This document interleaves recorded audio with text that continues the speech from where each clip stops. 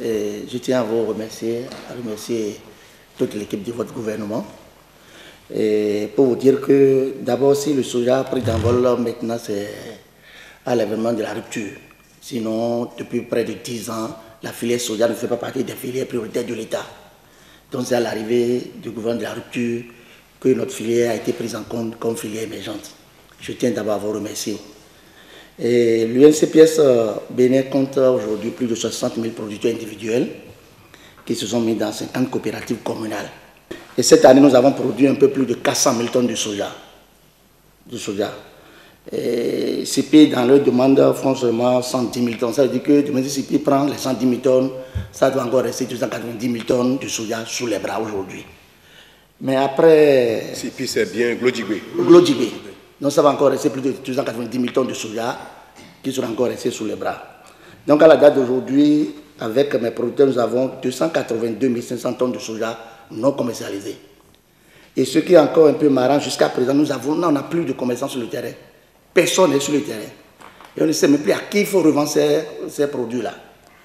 Mais au même moment, les mêmes commerçants qui ont refusé de nous prendre nos produits au Bénin sont allés s'installer au Togo.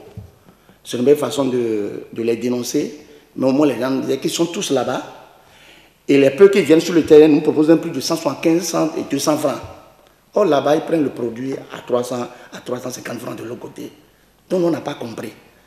Et nous-mêmes, on a dit, mais qu'est-ce qui se passe? Et nous avons amené 2 camions, même à Cotonou, ici, près de 2 semaines. Ça tourne là, on ne sait même pas à qui vendre. Et ceux qui disent aujourd'hui que l'État veut tuer le soja, c'est des gens qui n'ont pas l'information. Et ils ne sont pas des producteurs de soja. S'ils sont vraiment des producteurs de soja, ils ne seront pas en train de tenir ces propos. Parce que nous qui avons contrôlé cette affaire depuis près de depuis 2009, on sait toutes les peines que nous avons eues dans cette affaire-là. En tant que personne ne veut parler du soja au Bénin ici. Personne ne parle du soja au Bénin ici. Donc ceux qui n'ont pas l'information, c'est eux qui racontent n'importe quoi. Donc, Monsieur le Président, c'est ce qui nous a amenés ici. Mais dans les 182 500, il y a 5 390 tonnes qui sont sous crédit. Parce que l'UNCPS, dans sa mission, c'est de faciliter l'accès aux intrants de bonne qualité, l'accès au crédit. Donc, vraiment, Monsieur le Président, nous sommes venus vous demander de votre de nous aider à livrer, sinon la nouvelle campagne qui est là prend déjà un coup. Merci, Monsieur le Président. Je crois, vous l'avez déjà dit dans votre mot d'ouverture, il n'y a pas de guerre et il n'y aura pas de guerre. La preuve, dans la délégation des producteurs de soja qui est venue ici, il y en a dedans qui sont également producteurs de coton.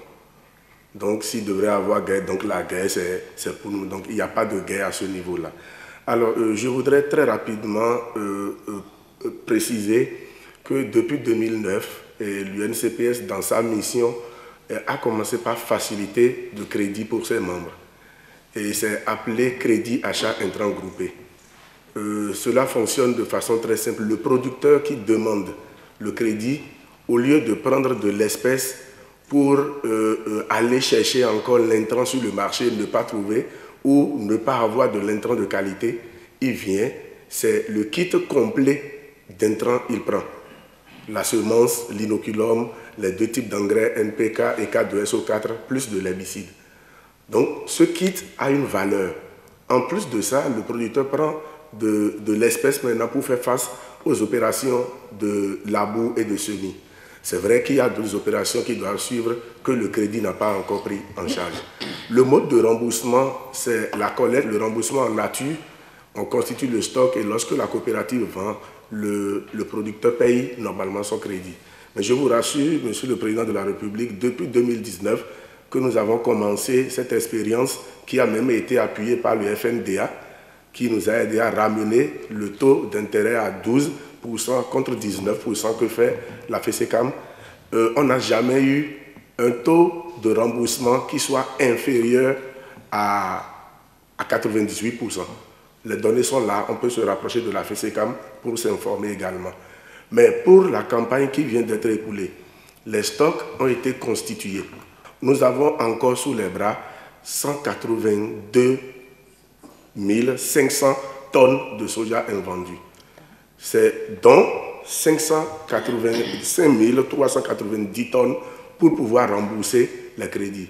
L'échéance est venue depuis le 20 mars dernier, donc les producteurs sont en impayé. Et on sait comment ça se passe avec les structures de finances lorsqu'on ne paye pas ces crédits-là. Donc nous devons à la date d'aujourd'hui un montant global de 634 45 000 francs CFA pour payer la FESECAM pour le crédit qui a été contracté au cours de la campagne dernière. Le président l'a déjà dit clairement, on n'a plus d'acheteurs sur le terrain.